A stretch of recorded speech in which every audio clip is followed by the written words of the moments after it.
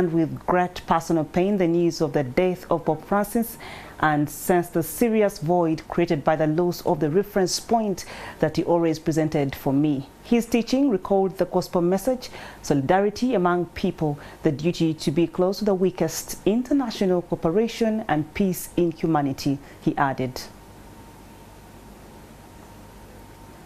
Then we look at Italian Prime Minister saying, Meloni mourned the departure of a great man, a great shepherd.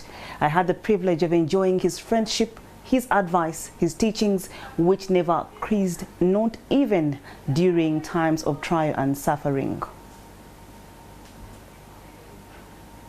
Still, as we go ahead with the tributes, we come with King Charles, who says, my wife and I were mostly deeply saddened to learn of the death of Pope Francis. Our heavy hearts have been somewhat eased, however, to know that His Holiness was able to share an Easter greeting with the Church and the world he served with such devotion throughout his life and ministry. Charles said in a statement, His Holiness will be remembered for his compassion, his concern for the unity of the Church, and for his tireless commitment to the common causes of all people of faith and to those of goodwill who work for the benefit of others. As world leaders continue to pay tribute, we bring you Russian President Vladimir Putin says, please accept my most sincere condolences on the passing of His Holiness Pope Francis. Putin said in a message to Cardinal Kevin Joseph Farrell, throughout the years of his pontificate, he actively promoted the development of dialogue between the Russian Orthodox and Roman Catholic churches, as well as constructive cooperation between Russia and the Holy See. We still come to you with U.S. Vice President J.D. Vance saying, I just learned of the passing of Pope Francis. My heart goes out to the millions of Christians all over the world who loved him. I was happy to see him yesterday, which was Sunday, though he was obviously very ill. But I'll always remember him for the homily he gave in the very early days of COVID. It was really quite beautiful. And we have Ukrainian President Volodymyr Zelensky saying he knew how to give hope is suffering through prayer and foster unity. He prayed for peace in Ukraine and for the Ukrainians. We grieve together with Catholics and all Christians who looked to Pope Francis for spiritual support. Eternal memory.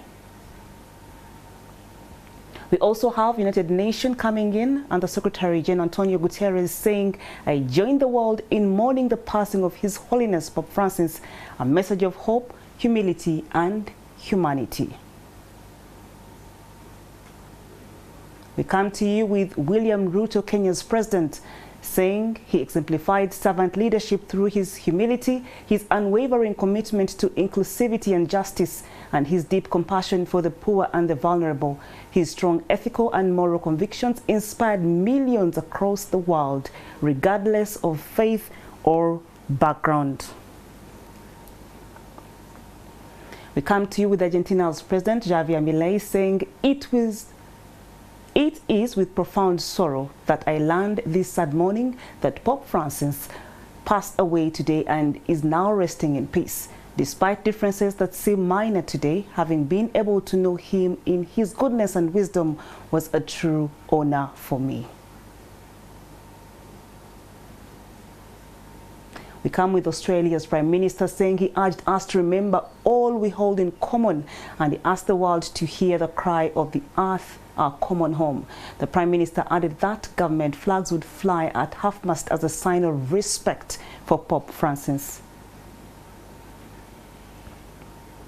As we continue to go ahead with the tributes, we bring you British Prime Minister Keir Starmer saying, I join millions around the world in grieving the death of His Holiness Pope Francis.